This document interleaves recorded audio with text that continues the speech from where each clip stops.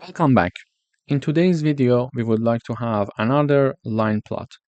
So in this video, we are going to have x-axis and y-axis, and we would like to plot this figure. So we need to have 5 points here in this figure, and for each point, we are having one x coordinate and one y coordinate to have this point, then another x and y coordinates for this point, etc.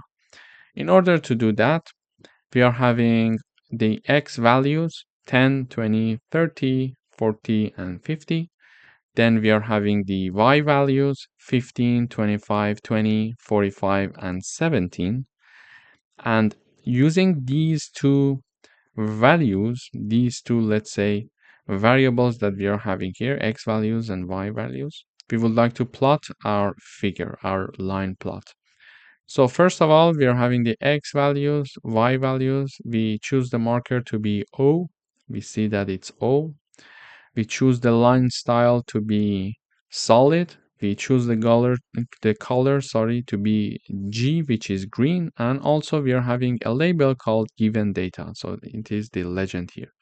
Then we are labeling the x-axis, the y-axis, and also the title. So when we run the code, we see the figure. But there is some customization that we can do. For example, we could have star here instead of the O.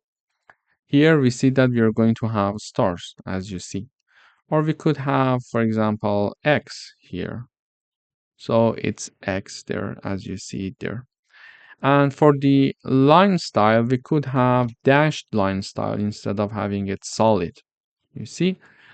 And also for the color, we could have red, for example. We could customize it to red. We could customize it to whatever we want, depending on what we're looking for.